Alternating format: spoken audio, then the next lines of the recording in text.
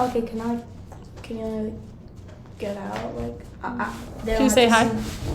Hi, welcome to Baby Millie's and Mama's reading. Ding, ding, ding, ding, ding, ding, ding. She's in biting mood, so she's probably gonna eat human flesh. Please don't eat me, Millie. Actually, she might take over the world. Maybe. She probably is. We are going to get back to our book, Impossible Creatures, and our next chapter is looking rather ominous. It's called, very pleasantly, The Island of Murderers. What a lovely vacation destination. Yesterday, Christopher and Mal were able to successfully get some of the gold. And let's see what happens next. We know that Night Hand has a flesh wound from those terrible horses. And let's see what happens next. I'm going to read half of the chapter in this recording, and then I'll record another video with the other half because this chapter is really long. And I've got to make dinner. Okay, here we go. The Murderer's Island was large and harsh and unwelcoming. The land rose in one slow-sloped mountain to the west and the other smaller hills rising and falling to the east. The mountainside was, from a distance, gray-brown, but as they came closer, Christopher could see it was varied. Some terraced crops, wheat, and another stockier grain, some trees, some damp red dirt across which ran goats. Most of the houses, gray, some taken from the mountain itself, was clustered at the foot of the largest hill. It was an austere, desolate place. I would imagine that Murderer's Island probably does not feel like a very friendly place. The sky above them was stormy, and as they sailed closer, rain began to speckle the surface of the sea. It was chosen hundreds of years ago for the way its waters hold its inhabitants tight against its bones, said Irian. Do all murderers get sent here? Asked Christopher. No, said Irian. Only those judged who have done unspeakable harm. Don't they all murder each other on the island? Said Mom. Good question. Aren't they afraid of each other? I think some people who murder once and find it most unpleasant find it easier each time to do so again, said Irian. But for most, the act of murder is born of dire panic or blinding anger or sickness or terror, not habit. Let's not eat the book. I know you love books. Night Hand shot her a look. I don't know. I've known people sent there, and I would not care to meet them again. It's an ugly place, Mal. You stay close. You understand? Is there something else for you to chew on besides Mama? I wonder. Ouch, ouch, ouch, ouch.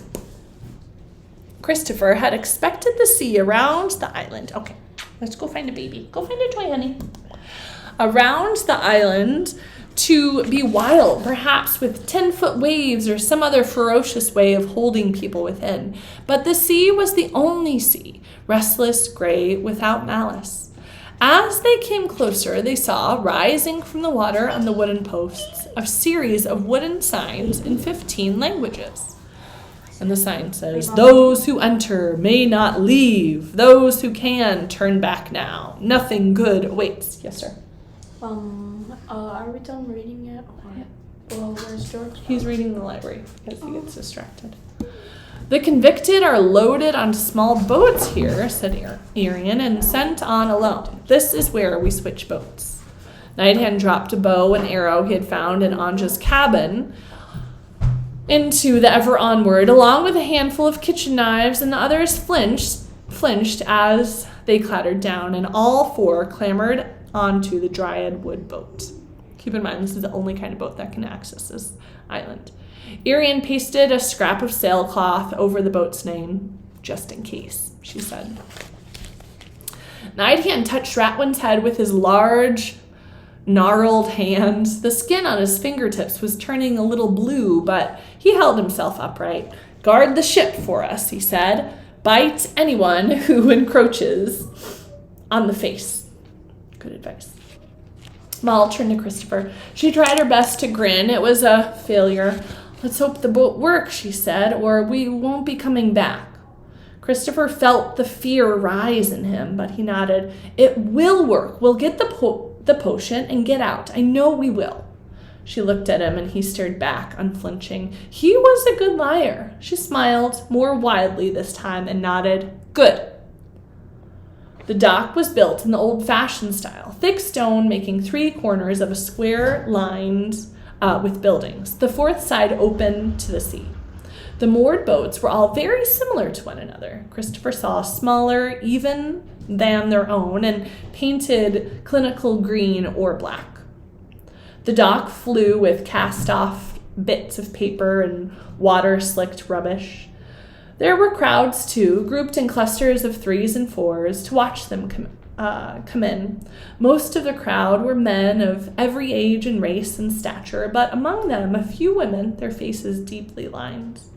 Night Hand leapt heavily onto the dock and used his good arm to loop the boat's rope around a hoop set into the stone. Theirs looked like all the other boats, rising and falling in the gray water of the port. One of the men stepped forward.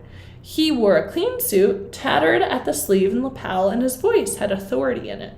New arrivals, is it? Yes, said Irian. The crowd saw Moll and Christopher and reared back. One of the young women muttered, Children? So Irian is presenting Moll and Christopher as if they're murderers, which is a very scary thing. As you see, Night Hand drew himself up to his full height, his coat covering his ravaged arm. Keep in mind, he still has really badly wounded arm. He kept his face dark and aggressive.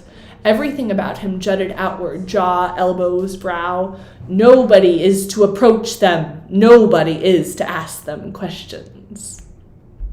It's been known, I suppose, said the man grudgingly, that people have been given the right to bring their families. Is that what you would be then? Family? He looked from Night Hand to Moll to Irian to Christopher. None of them really looked related. We are, said Irian, together. Hi, Pops. Hi, Pops. You want to come back up? You want to come back up for reading? Where's your baby? Where's your baby? Go get your baby. Go get your baby. And come back to Mama. I'm reading. I'll be done in a few minutes here. The man scuffed. My name is Juliam Broach, he said. I'm one of the 4 wardens here, as much as there are wardens on an island where nobody, including me, can ever leave. There are procedures, to process newcomers, accommodations, work, food. We need to talk about that. We can't just... In good time, said Night Hand. We have an urgent request first. We must speak with the censure Petroke. A ripple of discontent and distrust ran through the crowd. Why? Said Broach. We have a message, said Night Hand. One of the men, small and old and yellow in the teeth and fingers with tobacco, spat into the water. Don't know how anything can be urgent here, he muttered. But Broach rolled his lip at the man. I didn't ask you. He turned back to Night Hand. The centaur is easy to find. He's in the forest, and he pointed to a road that led down a street of houses and small, squat stone shops toward the trees beyond. Just follow the noise of the forge. I'm seeing what a good place to stop might be. Okay. Now we have a little bit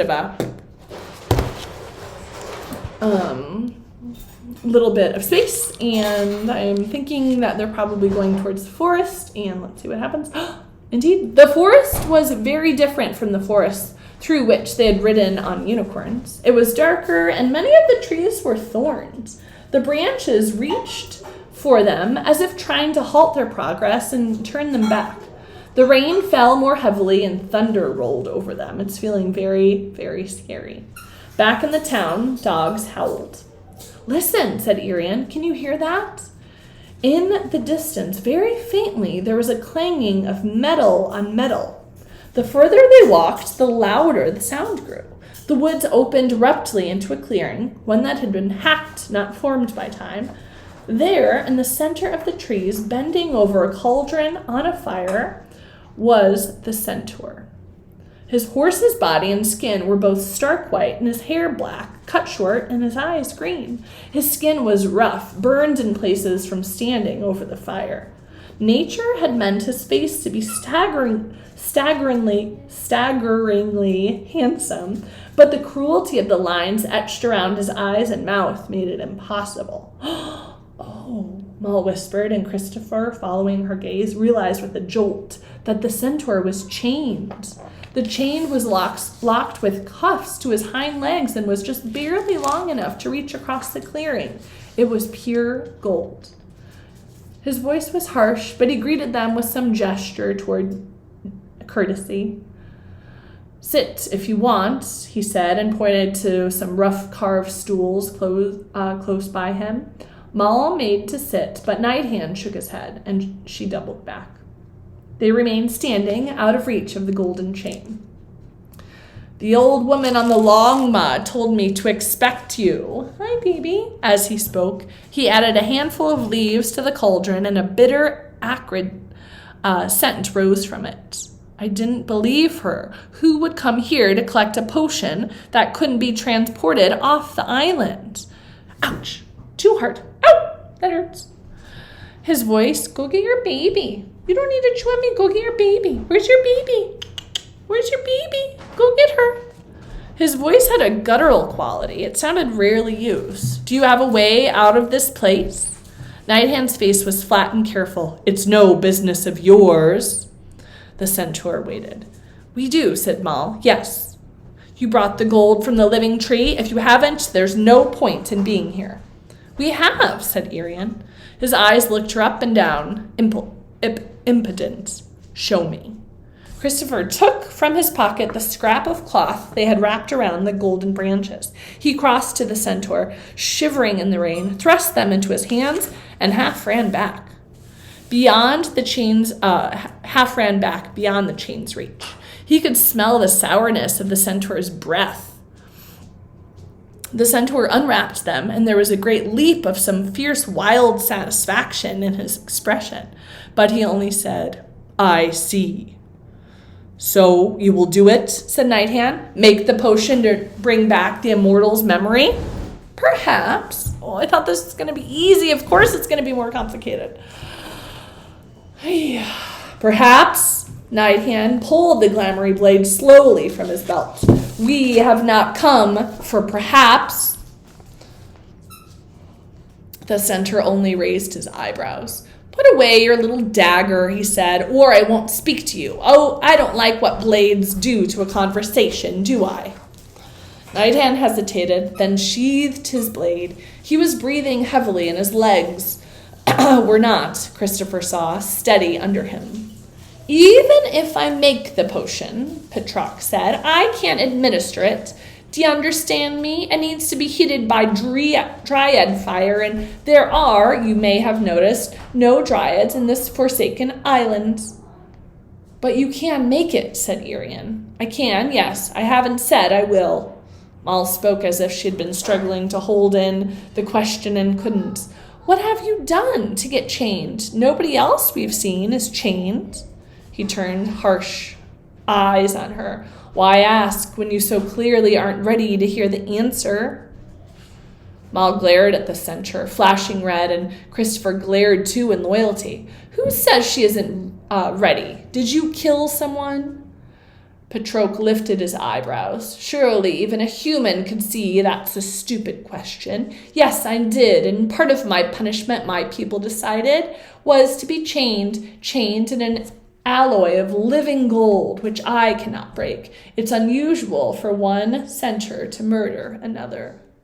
The centaur turned back to Moll. The rain intensified and gleamed on his horse's flank. "So you're the one, are you?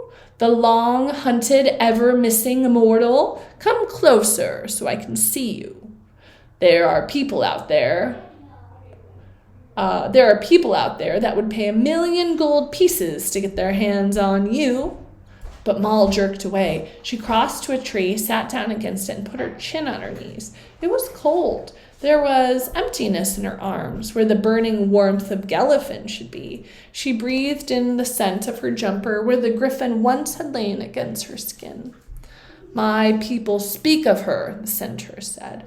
It's an obsession. They've been waiting for her for 100 years since the death of Merrick, the man who said a furious and desperate no. He scraped the ground with a hoof, but I didn't know it would be a child. The stars didn't say so. My people put a lot of faith in the skies, but I've always been skeptical about what they tell us. Too vague, too high. He looked balefully at them and wiped the rain from his face. I only trust things that you can touch, blood and gold and fire and dirt. His eyes raked over Mal. He spoke lower. So here is a really dynamic illustration of the conversation they're having in these dark woods. With the centaur, the one that's holding all of the answers for them. It's up to the task. Is she up to the task? She's so small, a little ant of a fly, of a speck of nothing much. Christopher did not like the way the centaur looked at Mal. He put his hands on the long-bladed kitchen knife he'd tucked into the belt as they'd left.